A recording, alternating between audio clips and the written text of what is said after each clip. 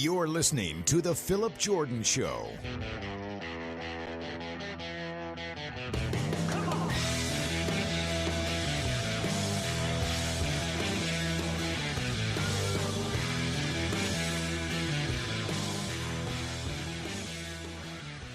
What's up, everybody? Welcome into the Phillip Jordan Show. I am your host, Phillip Jordan, for Last One College Football and 96.9 The Legend in Dothan, Alabama, where I'm the in-studio host and producer, Dothan Woods Football. As you heard there, brand new open here on the show. Thank you to John Garrett for that. I also have a cool little outro at the end we'll play at the end of the show. Obviously, you can see a little bit of update on the artwork, lighter blue, change of font. So kind of a new era here on the Phillip Jordan Show, changing stuff up a bit, and fantastic show for you guys today. This may be the only podcast this week. Just have to pay attention. If you don't see one Thursday morning, you're going to have to wait till next week to get another one. But right now, the plan is just one show this week, and then next week may try to get back in to two shows. But my guest this week, fantastic guest. He is a college football analyst over at the ACC Network and ESPN. Also with ESPN, he is a field analyst for their XFL coverage. That is right. I ain't going to be talking with Eric Mac Lain. Fantastic 25-minute conversation we'll have. We'll talk about how he went from a player to getting into broadcasting. He played for Clemson on the offensive line from 2011, 2015. He was on the team that made it to the national championship game, the first one with Deshaun Watson. Of course, in 2016, they came back with Deshaun Watson to beat Alabama. He was on that team. So I'll talk to him, ask him, how did he go from player to broadcaster? We will get into the ACC overall, his thoughts on the conference. We will talk about the Clemson Tigers. Was it a lot playing for Dabo Swinney? Why has he been able to sustain some of the success? And why is there negativity over there in Clemson? Two straight 10-win seasons, but that was after 6 straight years of making the college football playoff. They have not made it the last 2 years. So we'll talk to Eric about the Clemson Tigers. We'll talk Florida State. That's the team that everybody's looking at. Hey, this team could be the one to knock off Clemson in the ACC. We'll talk a little North Carolina, just who is that third team in the conference. And at the end, we'll have some XFL questions for Eric, as he has been covering them there on the field. Of course, all the access with the XFL. Very, very fun conversation I had with Eric. I hope you enjoyed it. Like I said, 25 minutes. So we're about to play that here pretty shortly. Then after that, I'm going to play some comments Hugh Freeze made on Monday about maybe the way he would change some spring games. And of course, Auburn spring game is this Saturday. So I also kind of go over some of the comments he made on Monday, kind of looking ahead to the Auburn spring game. Of course, we will hit the mailbag here on the show as well. You can check out the Phillip Jordan Show on Apple Podcasts, Spotify, wherever you listen to podcasts. If you're on Apple Podcasts, please follow, rate, and review. Leave a review, and I'll read it on a future edition of the show. And if you just leave 4 stars, you're just a straight-up hater. You can also check out the show over on my YouTube channel, the Phillip Jordan Media YouTube channel. Hit that subscribe button. Hit the bell for all notifications, and please leave a comment on a video, and I'll read it on a future edition of the show. You can follow me on social media at PJordanSEC, or you can email me at sports.philipjordan@gmail.com. Everybody joining me on the show today. Really excited to talk with today's guest, Eric Mac Lain. You can check him out over on the ACC Network, ACC football analyst, XFL field analyst over on the ESPN telecast. Check his podcast out, the Gramlich and McLean podcast. I am a subscriber to it. Just let you guys know. They got a good Florida State preview out on conversation out on Monday's show. Clemson offensive lineman from 2011 to 2015, a captain on the Tigers then. Eric, I appreciate you coming on the show. I hope I got everything out there that you do. Man, that's perfect. That's perfect, man. I appreciate you having me talk a little ball today. And, thank you so much, man. Oh, it's great to have you. Great to have you on here. And I always like to ask my guests the first time I talked to them, how'd you get started in broadcasting? Was that something you wanted to do as a player, or is it just something you developed afterwards? Yeah, it's funny, man. It's something that, I kind of got introduced to it being a player, kind of being the voice for us my last couple of years there. And, just anytime any of the game commentators came in, play-by-play and analyst and field reporter, or they were doing a feature series or something on Clemson, I was always the guy that Tim Beret said, hey, we need you to go do this. And, I happily did so. And, kind of with that, met a lot of cool people, Marty Smith, Ryan McGee, Chris Fowler, Kirk Herbstreit, Reese Davis. I mean, just anybody you can think of, those awesome people that we, work with now on a regular basis. And, it's funny, throughout my time, people kept telling me, hey, you should go do this. You should go work for, ESPN or somebody, whatever. I'm like, no, it's cool. It'll be cool as a former player and from time to time to do some appearances or whatever. But I don't think I really want to do it full time, because I know what it takes, to be gone all the time and watching all the film and all these things. And so I never really wanted to pursue it, man. And I was doing sponsorship sales and marketing and, had a really cool thing going in Greenville, South Carolina. And then, fast forward to the 2018-19 season where Clemson just absolutely throttled Alabama in the national championship. I get a call, while we're actually at the championship, from a guy who worked at ESPN. He's in the talent acquisition office, and basically just hit me up and said, hey, there's some cool opportunity coming with the ACC Network. We want you to be a part of that team. And so I flew up to Bristol, did like an audition, and with Matt Berry, who I'm working with now each and every weekend. And, really just, it was an unbelievable opportunity. So I had to take it. And man, fast forward, going on my 5th football season this fall, I wouldn't trade anything for the world. It's absolutely amazing to still be around the game in this capacity, to do what I do, the people that I get to meet. It's such a blessing and a privilege to be able to cover college football and hopefully continue to grow and change the game.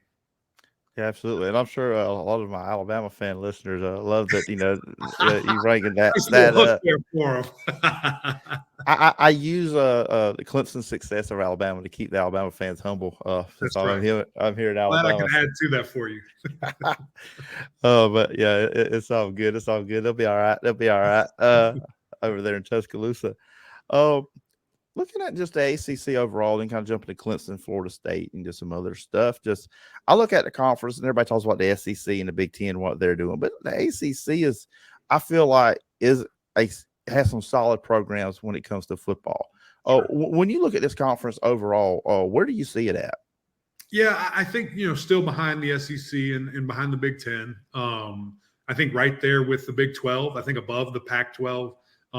I know that there's excitement. Everybody wants to, rank all these teams. I think the Big 12 had 1 billion teams ranked at one point, this past season. But when you see the head-to-head and when you see these teams, going after it, the ACC has really, kind of turned it around these last couple of years. And what's strange about that is, people will say, well, Clemson has taken a step back, not making the playoff in the past 2 years. Seen a team like Pittsburgh, have a really good year with Kenny Pickett. And last year, had a really good year. Wake Forest has done their thing. Louisville at times. Florida State, obviously, the dominance that they've had and then fell off, and now we hope are on their way back. North Carolina State. So it's kind of this revolving door of who's been behind Clemson. And what I think has hurt the league a little bit is there hasn't been that solidified number 2. It's been a revolving door. It's been Louisville. It's been Florida State, Pittsburgh, who was one and now, has moved back a little bit here and there. But there hasn't been that consistent guy that either challenges or beats Clemson like there is in the SEC, like there is in the Big Ten. When you look at Ohio State, Michigan, of course, Georgia is now, the standard of college football, them and Alabama right there.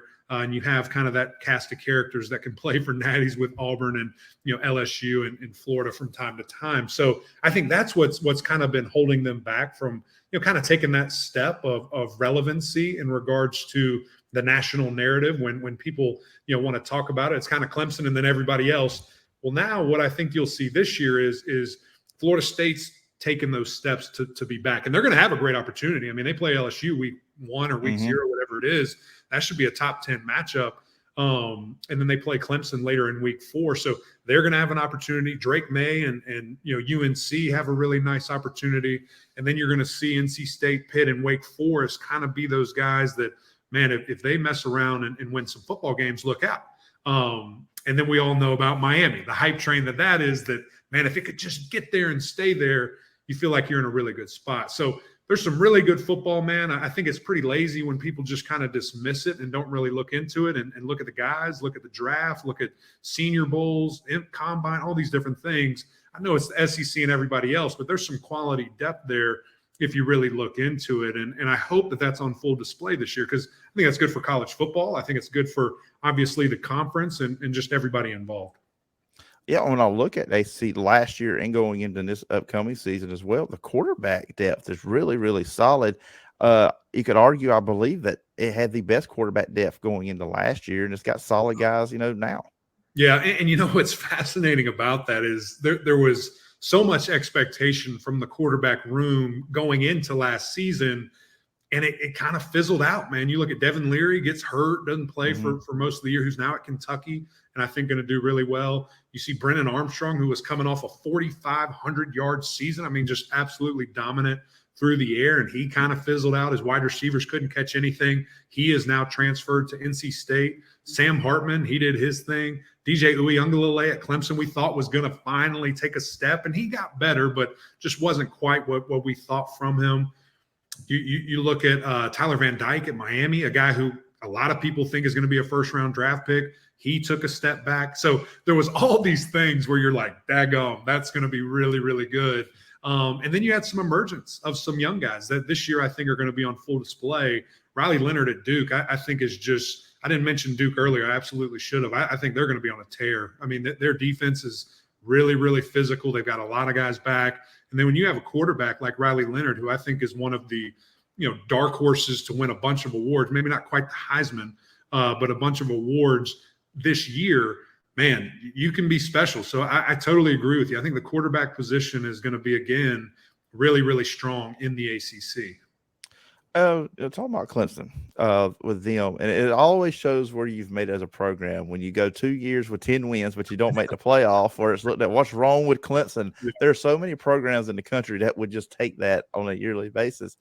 But with them, and just overall, and obviously played there, what is that program? And I mean, what makes it special, and what makes Dabo Swinney so successful? Yeah, well, I do want to touch on what you just said there first about the 10 wins and what has kind of happened, because people like you, I'm sure you enjoy him. I tolerate him. My guy, Feinbaum over there. It's the world's ending, the dynasty's over, all these different things. I'm just like, come on, buddy. Like, Paul, just relax. Let it figure itself out. I truly think that Clemson was so handicapped by the quarterback play that everything around it just struggled. I mean, that is the most, important position in all of sport. Of course, football, but any sport. There's not really a position quite like that is so in control, so in charge of an entire game like a quarterback is. And for whatever reason, he just couldn't get to that level. Now, he's moved on, and hopefully at Oregon State, he'll have a nice fresh start and still be a great quarterback because the tools are there. We've seen it. I mean, we saw flashes where you're just like, daggum, this guy's going to win a Heisman, be a first-round pick. And then you also see flashes where he can't complete a swing route, and you just don't know what's going on. So with all that kind of molded together, Clemson struggled these last 2 years. The offense wasn't even close to what we thought. And we saw, play calling be, severely affected by what quarterback was able to do. And, Clemson made a change, and two big changes with quarterback and kind of deeming Cade Klubnik the future. And then moving on to offensive coordinator and bringing in Garrett Riley, who I think just a week ago was announced the number one coordinator in the country by either ESPN or another outlet. So, the good getting better, is a scary thing to see. And I fully expect Clemson, from everything that I've read, I'll be down there all next week. I'm calling their spring game to see a couple practices and then work with those guys. I fully expect Clemson to be right back with the things that I've heard and what that offense is looking like. But, man, what makes it different for me, and you're an Auburn guy, right? Well, I write about the Auburn Tigers. So for me, man, so my dad went to Auburn. He got a master's degree from there, I believe in physiology. He's in the Air Force and got a graduate degree from down there. And, man, I visited Auburn and loved it, and met, Coach Malzahn and Coach Chizik and Cam Newton before he was Cam Newton, and really I was going to go to Auburn. I was committed to Tennessee for forever. They fired Phil Fulmer and brought in Lane Kiffin. I said, that's just not for me. Made my way down to Auburn and really enjoyed it. And then, somehow just stumbled upon Clemson. And man, it's the passion that Coach Swinney has, just the football side is one thing, but how he looks at you as a man, the things that he wants you to accomplish as a one-day father, one-day husband, man in society, that was just so evident to me. I mean, that was one of the first things he talked about. It wasn't football. It wasn't, what do you think? What do you want to play? This and that. It was, real life lessons that, I'd been to Tuscaloosa. I'd been to Auburn. I'd been to Ohio State, Penn State, Tennessee, all these different programs. And I was just like, golly, there's something different about little old Clemson, and really just fell in love, man. So I truly think that it's Coach Swinney's genuine appreciation for everybody's role, from the, great folks that clean, the facility there to the coordinators and the quarterback, like everybody in between. He cares for them very much and just understands that they're a big part of why we win championships. So that was so evident to me. And then just the opportunity to change a program, to get it back to where it once was in 1981, winning a championship that had been in this lull for, 20, 30 years. And, our class was able to accomplish that, not winning a national championship, but getting there. And then, of course, the Tigers won it, 2 of the next 3 years. Another team, you mentioned it when we were talking about like where the ACC is at. That's Florida State. Like I look at Mike Norvell, with him, he's a guy that patience, a lot of programs look at 2 or 3 losing seasons. It's time to get rid of the coach, but they showed patience there. And I kind of look at Clemson early in, when Dabo Swinney was there was patience. And then you see where they're at. I'm not saying Mike Norvell is going to do what Clemson has done, but what have you seen out of Mike Norvell and Florida State, for him to make this turnaround that they did last season?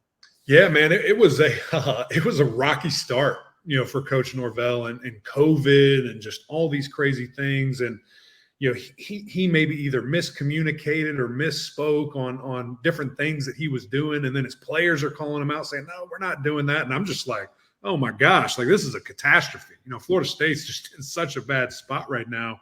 And he's completely turned it around. He got with his team. He figured all that out and, just trusting the process and buying in. And when we saw the growing pains, I mean, we saw them 2 years ago start 0-4. And I'm like, this dude's getting fired by game 6. Like he's not even going to make it through the rest of the season. Then they go on, a nice little streak there.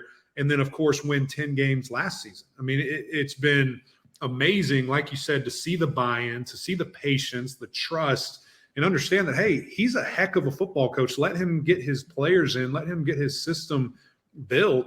And then let's see what happens. And that's why this year is such a pivotal year. I'm not going to sit here and say he has to win an ACC championship or get to a playoff or anything of that nature. But we do need to see, coming down to the wire with Clemson, we need to see when they play ranked teams, they get the victories instead of 3 losses last year, anytime that they played somebody with a number beside their name. So that's what I think the next step is, man.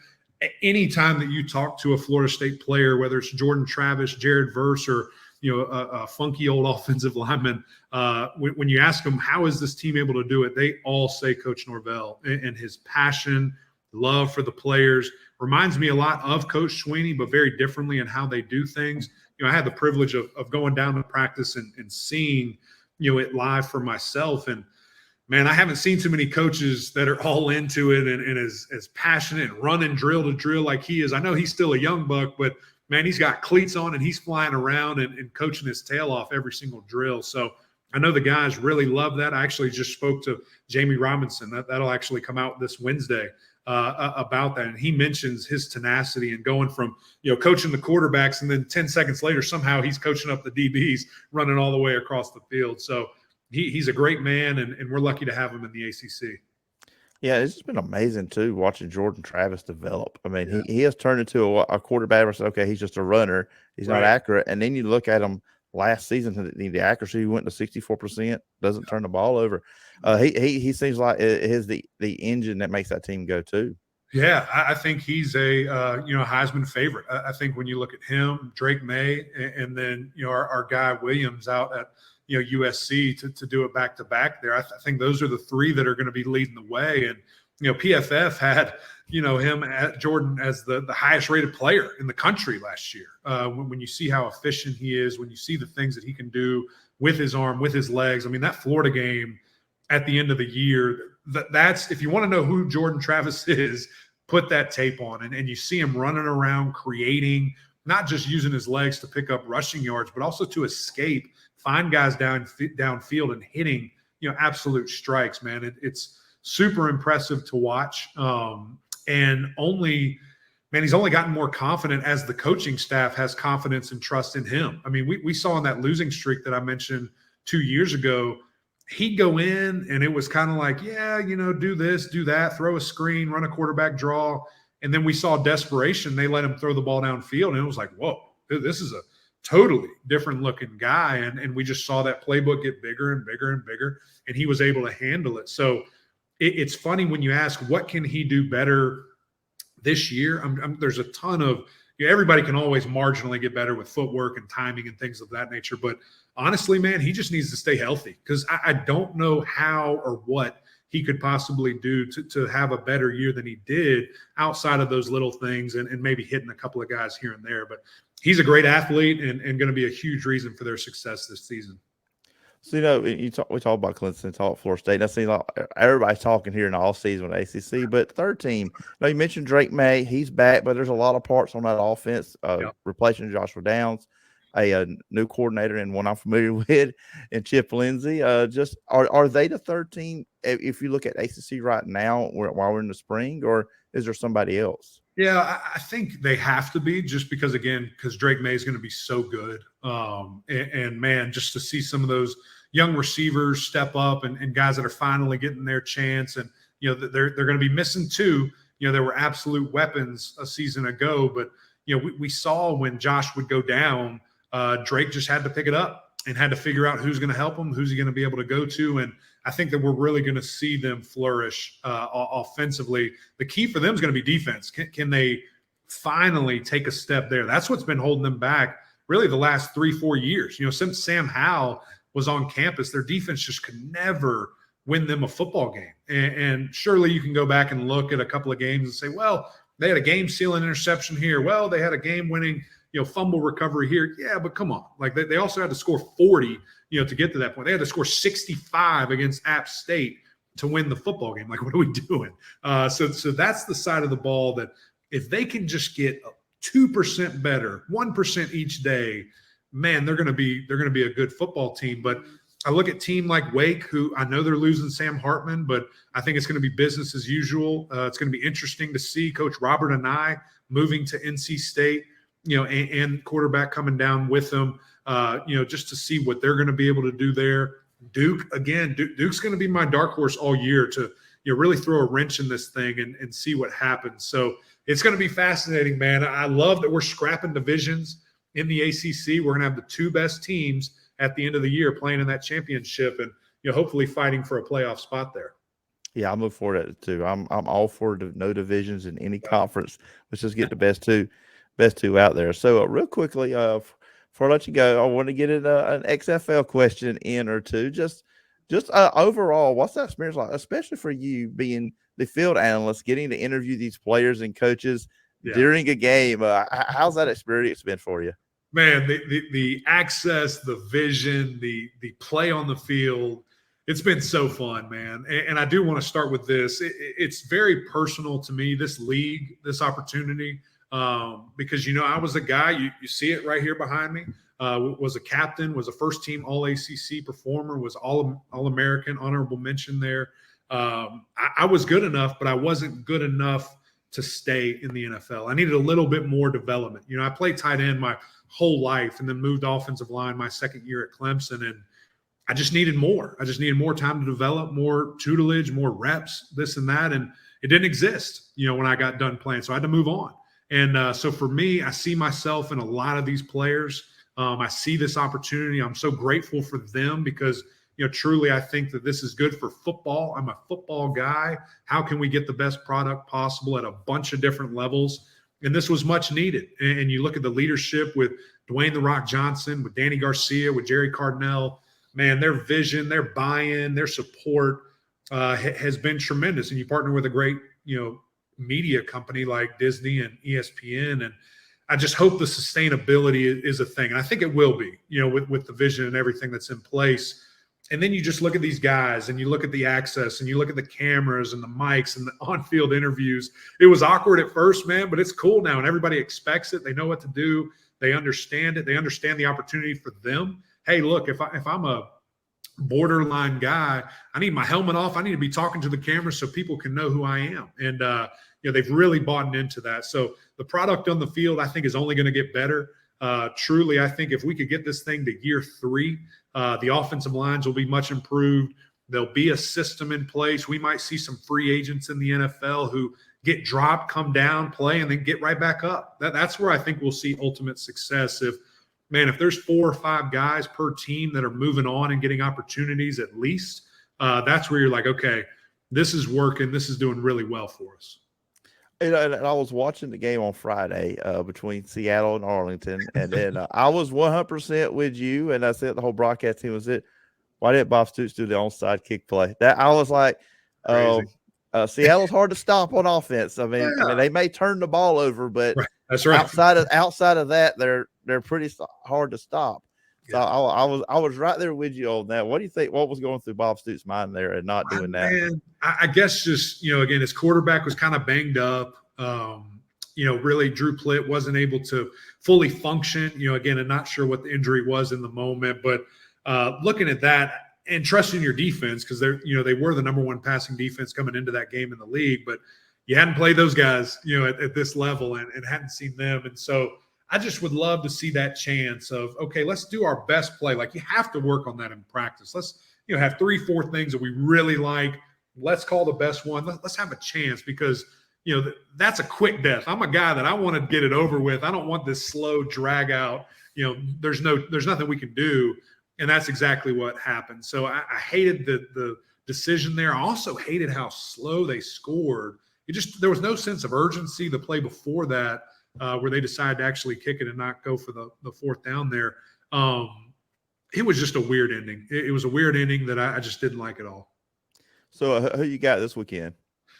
So we're headed to Seattle. So I will actually be up in the booth. It's actually a massive game. Seattle and DC. DC just coming off their first loss. So they're going to be hungry. They're going to be pissed off. And, Ben DiNucci and the boys are feeling confident. So I can't wait to see that game.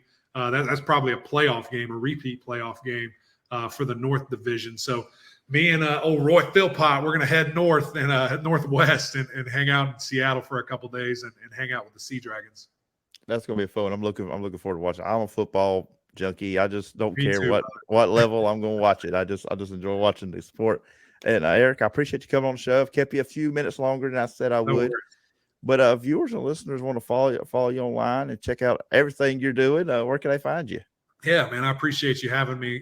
Check me out on Twitter. Very active on there. Just Eric Mac Lain at Twitter, Instagram, Facebook. Do the whole thing there. But our podcast, Gramlich and Mac Lain, you can find it on YouTube. You can find it on Apple Podcasts.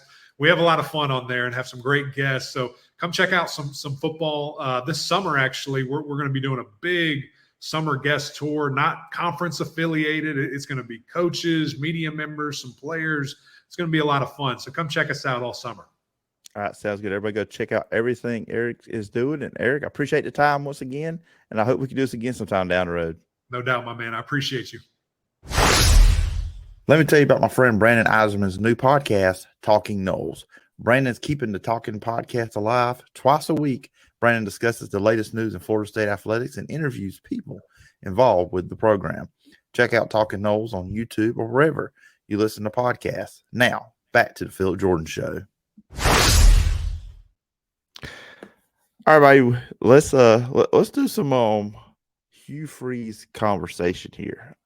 Hugh Freeze, Auburn is having their spring game this upcoming Saturday, and Hugh Freeze had some very, very interesting comments about Auburn, going and playing teams. And he believes teams should be playing not spring games, but maybe do some scrimmages against teams. And I thought I've actually been a person that has that has been for this in the past. And I think that would be a great idea. I think it would make the spring more interesting, that we're all going to be happy. We're all going to be interested at these spring games. I'm going to talk about them here on the show, but there could be some potential for something else. And Hugh Freeze, at his press conference on Monday, which he was kind of previewing the final week of Auburn spring practice for A-Day this Saturday. But here's what Hugh Freeze had to say on the topic on spring games and maybe scrimmaging against other teams instead of just yourself. The solution is allow us to scrimmage somebody on A-Day, another team. And I think everybody would get out of it exactly what they want. And if everybody's doing that, then, and let's adopt a charity to give all the proceeds to. Let's take foster care in the state of Alabama or orphan care in the state of Alabama, and let's Alabama play Troy and we play UAB or vice versa or whoever, I don't care, or Alabama State or whoever, and people will come see that. And you're decreasing your injury possibilities by 50%. And coaches are smart enough to control, we're not going to hit each other's quarterbacks. We practice that way. And if you want to put a blue jersey or a different jersey on somebody that's don't take to the ground, we can do that. And I just think it would be great for the sport. I think it would be awesome. NFL gets to scrimmage against others. High schools get to scrimmage against each others. And I just, for the life of me, I don't understand why we haven't gotten to that point where we can pull that off and do something that would be helpful to some organization in each state. And if every state did this, man, we could make an impact on some people that need it. And that would be my idea. And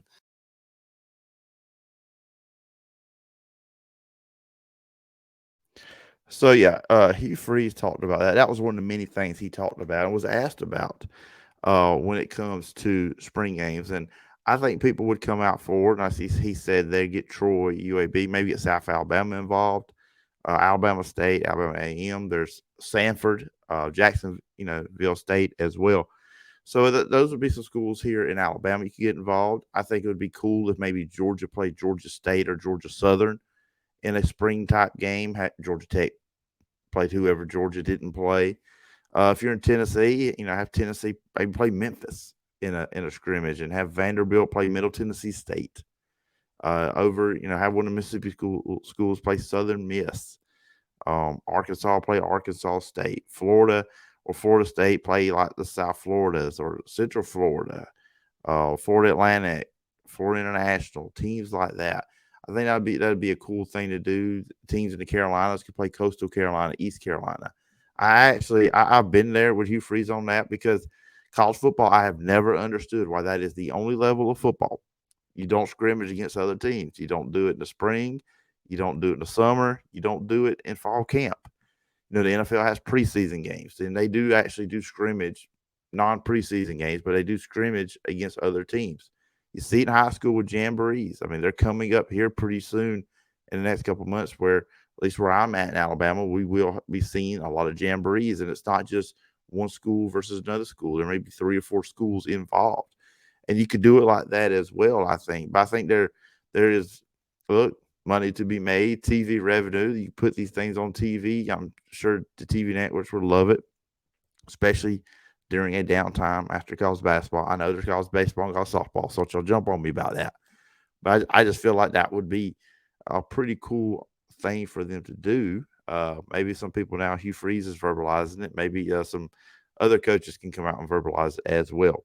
Looking ahead to Auburn's 8 a.m., another of note for this show, Vanderbilt's playing their spring game this weekend as well. That'll be SEC Network Plus. They're at 5.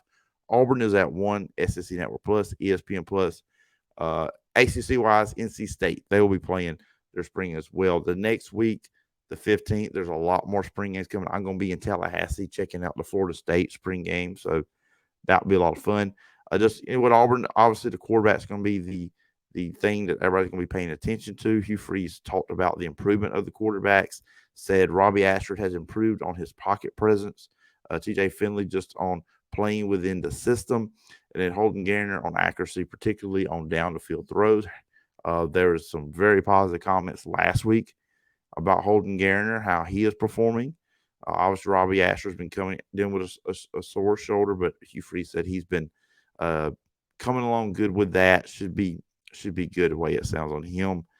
They're healthy enough. It's going to be a regular game, regular scoring, no crazy scoring with the spring game. And he did say the linebackers have a lot on their shoulders, like the tight ends have a lot on their shoulders going into his offense, and also that they have tackled well so far. They had tackled a lot, but they have tackled well. So that's the stuff Hugh Freeze to talk about and look forward. I mean, I'll be looking who at receiver will step up. And he also kind of warned fans, don't expect a lot. We're not where we need to be offensively, is a roundabout way. Not more for what he said, but it's basically what he said, that Auburn's not quite there yet. So kind of tempering expectations of the fans for 8A on Saturday, but at the same time wants to come in, wants to be excited about the momentum on the team, but does not want them to expect too much. Let me play a quick advertisement, and then we come back. I will jump into the mailbag. If you enjoy this podcast and live in the southeast area of Alabama, check out the Wiregrass High School Football Report, brought to you by DGO Strategies. During high school football season, I talk with local coaches and look at the biggest stories and games. The show will be returning soon, and you can check it out on Apple Podcasts, the Phillip Jordan Media YouTube channel, or 969thelegend.com. Now, back to the Phillip Jordan Show.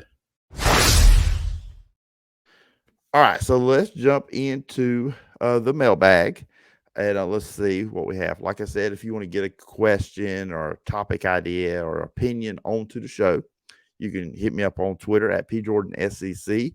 You can email me at sportstalkphilipjordan@gmail.com, leave a comment on YouTube, or leave a review on Apple Podcasts, and I will read those on the show.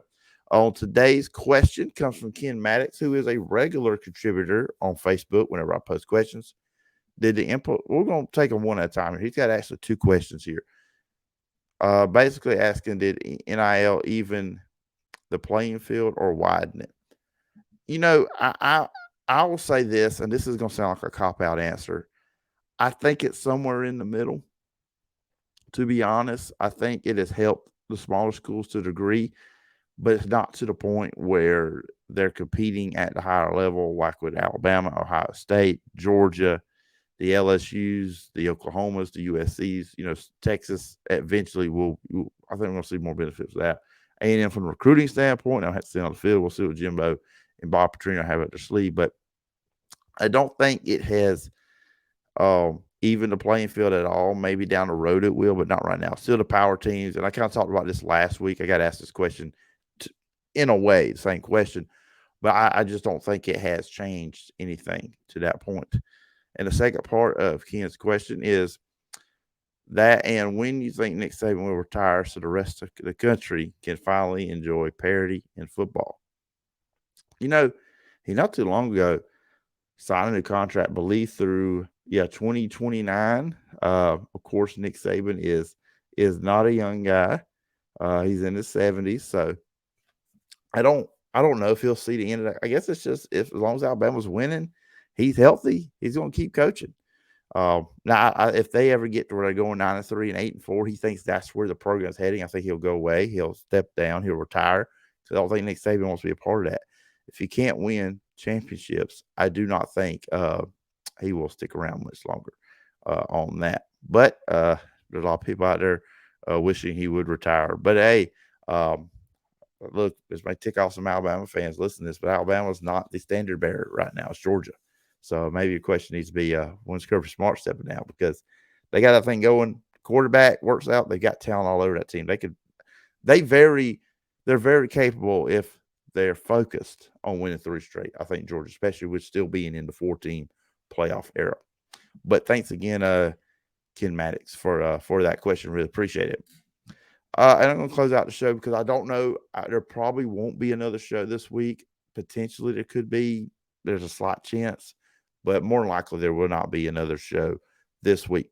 As you guys know, No, as I was talking with Eric, and again, follow Eric. He does a great job with the ACC, the XFL coverage. He's going to be up in the booth, not field analyst. He'll be in the booth on Sunday night's game between DC and Seattle. Look, I like picking games. We saved this to the end of the show, just kind of see how I do with this. So in XFL, you have the 2-5 Vegas Vipers at the 5-2 St. Louis Battlehawks. They're 5-0 if they take away the 2 DC losses. 12 o'clock on Saturday, ESPN. Y'all know the drill. Central Time. I'm in Alabama. St. Louis is a 6.5-point favorite. 46.5 points is the over-under. Vegas has been putting up some points here lately. St. Louis, I expect to put up some points. I'll take the over on the over-under, but I will take St. Louis to win that one. And I think they will win by 7 points. 7 to 10 points. I think St. Louis wins that one. Vegas has been playing better lately. They've played well at times this year. They just haven't been able to close the deal in some games. Arlington at 3-4 will be at 1-6 Orlando, who finally got a win. Quentin Dormady, we talked about it last week. He is playing well. 6 total touchdowns against the then undefeated DC Defenders. 3 passing touchdowns, 3 rushing touchdowns. The Orlando offense has found something last 3 weeks with him as quarterback. They're actually favored in this one. This is a 3 o'clock kickoff on ESPN. The over-under is 42. I don't think, because Arlington can't score, but they play good defense. I think now we'll see if Luis Perez gets to start here. He did not play. That's a guy that they traded for last week, but he didn't play just because short turnaround, wouldn't know to play. But Arlington needs a win here, and Orlando is not out of it. And Orlando is favored by 1 in this one. I think Orlando's going to get another win here. Orlando wins. Arlington drops to 3-5, and Orlando stays in the playoff hunt. We won't go over. I'm taking the under on the 42, but 1 point Orlando. Yeah, they'll go over. They'll go over that. On Sunday, Easter Sunday, so I may not be as locked in on these. Be hanging out with family, of course. And I'm kind of worried these won't be greatly attended games. But anyways, 4-3 Houston, 3 straight losses. After starting 4-0, they have lost 3 straight games. They play San Antonio's 2-5, who's just have quarterback issue after quarterback issue. 1 o'clock ABC. Houston is a 4-point favorite. 41 is the over-under. I'm taking the under on that one, but I think Houston's going to win this pretty easily. We'll see if Brandon Silvers is back. He was inactive this past week, former short quarterback. We'll see if he's back on the field. 6-1 DC will be at 5-2 Seattle. 5 o'clock ESPN2. Eric will be at this game calling it. Seattle, they are a 1-point favorite. This one, the over-under is 48. That's a lot of points. That's close to 50. You know what? I'm going to give it. I think they'll do it. Seattle scored a lot of points, and DC can. DC's a good defensive team, but they're going on the road at Seattle, cross country. I'm going to take Seattle to win this one, and then 2 would be locked in because they both would have a win over each other. They're in the division. Both would be 6-2. I'm going to go Seattle. I think it's going to be a very close game in this one. And that's going to do it for this edition of the Phillip Jordan Show. Once again, appreciate Eric Mac Lain for coming on the show, talking ACC, his getting into broadcasting and some XFL as well. But I appreciate you guys checking out the show. As you can tell, the voice is kind of coming back. It's slowly. I'm better. But it's still not 100% back. Clicking all cylinders on the voice. Last week was a complete struggle. If you listen, and if those of you checked out the WrestleMania bonus video we did on my Facebook page or my YouTube channel, pardon me. Appreciate it. I was in bad shape. Luckily, the 2 guys, they helped carry me through that one. But it's getting better. It's getting kind of back in form. So hopefully by next week, I'll be really getting back to my normal self, normal sounding voice. But anyways, guys, I'm going to get out of here. Hope everybody has a great week. Like I said, probably won't talk to you again until next week. We will be recapping the Auburn spring game. Alabama's is coming up the next week too as well. I'm going to be getting more. I know everybody's probably wondering, where's Alabama? Where you hadn't talked to anybody about Alabama. We're going to do that. I'm planning on doing that next week on the show. But anyways, guys, I hope you have a great week. Have a great Easter this weekend. And I will talk to you guys later on down the road. Thanks for listening to The Phillip Jordan Show. Subscribe to the audio podcast on Apple Podcasts, Spotify, or wherever you listen to podcasts. You can watch the show over at the Phillip Jordan Media YouTube channel. Got a question or topic idea? Email the show at sportstalkphillipjordan@gmail.com. Join us next time for more great football talk.